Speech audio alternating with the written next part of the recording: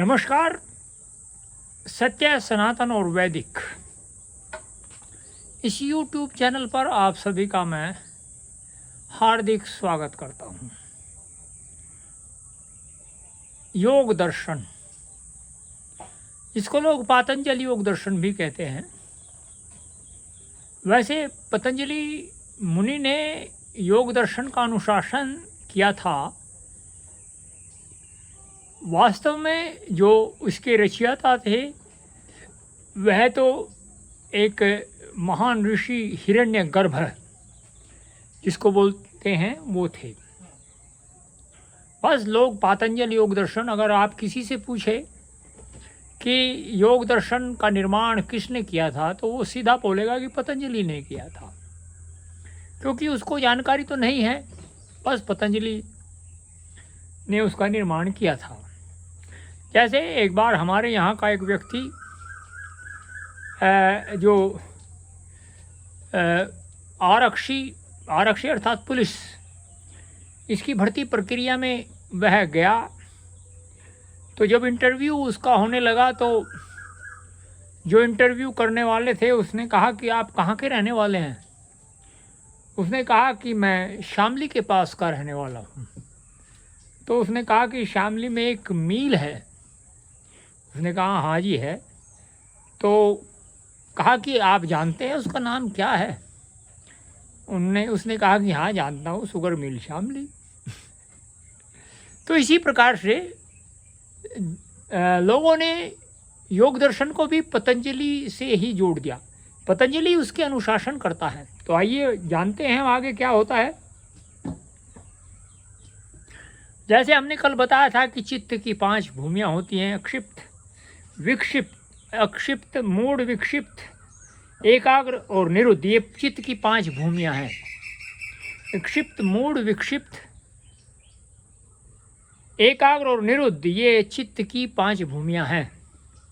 एक जो है व्यक्ति है, उस व्यक्ति ने बड़ा सुंदर आज जो है संजीव आर्य ने जो है बड़ा सुंदर उत्तर दिया, क्योंकि बहुत सारे लोग हैं जो नहीं जानते इसको, किंतु वह जानता है। और उसने सूत्र का भी बड़ा सुंदर उत्तर दिया था।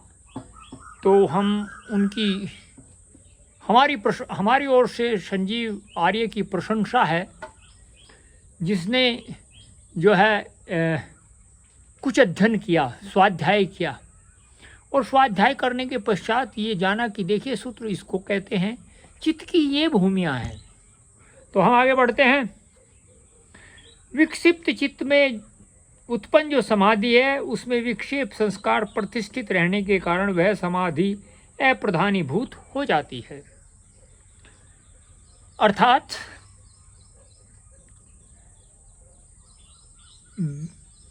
क्षिप्त, विक्षिप्त और मूढ़, इनमें जो भी समाधि होती है वह अप्रधानीभूत होती है।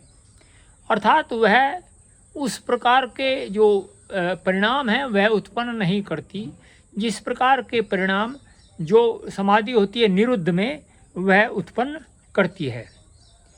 तो हम आगे बढ़ते हैं। अतः वह योग के पक्ष में नहीं होती, तो वह योग के पक्ष में भी नहीं होती।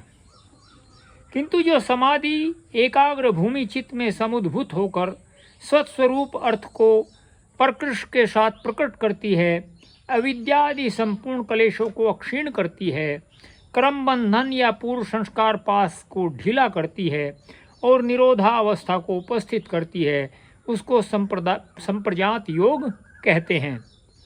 यह संप्रजात योग वितर्गानुगत, ध्यान रखिए, संप्रजात योग जो है वो कितने प्रकार का होता है? वितर्गानुगत, विचारानुगत, आनंदानुगत और अस्मितानुगत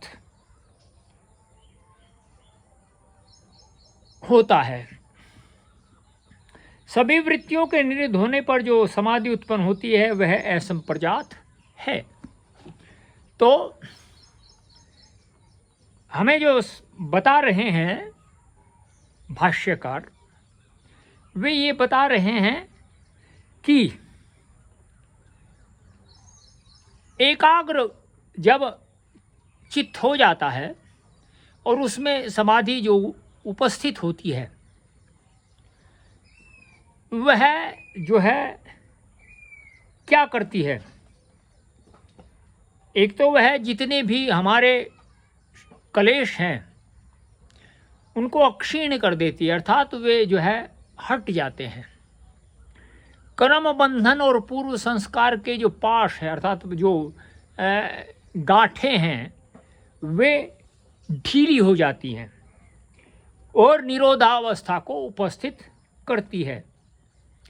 तो वहीं से संप्रजात योग वह कहलाता है। और संप्रजात योग 4 प्रकार का उसने बताया, वितर्गानुगत, विचारानुगत, आनंदानुगत और अस्मितानुगत। अब आगे हम बढ़ते हैं।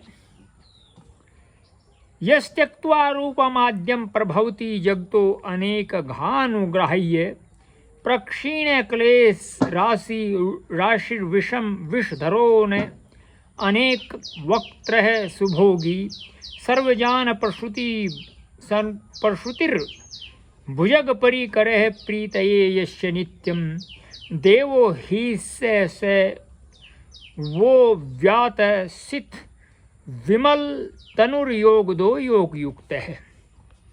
जगत पर अनुग्रह करने के लिए जो अपना आदि रूप त्याग कर बहुधा अवतीर्ण होते हैं, जिनकी अविद्यादि क्लेश राशि प्रकृष्ट रूप से अक्षीण हैं, जो विषम विषधर बहुवक्त्र सुभोगी और सब जान के प्रसूति स्वरूप हैं, जिन्हें भुजंग संपर्क नित्य प्रीति प्रदान करता है, वे श्वेत विमल तनु योगदाता और योग युक्त अहिस देव तुम्हारा पालन करे।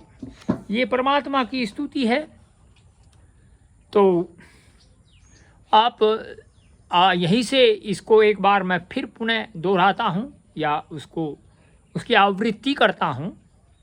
आवृत्ति में ये है कि वितर्गानुगत, विचारानुगत, आनंदानुगत और अस्मितानुगत, ये 4 प्रकार की संप्रजात समाधि या संप्रजात योग में समाधियाँ होती हैं। अब आगे इसके विषय में भी बताया जाएगा कि पहले तो संप्रजात योग में क्या क्या होता है और इन जो समाधि हैं इनका, और जो सूत्र है अथ योगानुशासनम, इसके ऊपर भी बहुत सारा प्रकाश डाला जाएगा। और जो दर्शन होता है वह क्या होता है, इसके ऊपर भी हम प्रकाश डालेंगे। तो आपको हो सकता है यह वीडियो अच्छा लगे।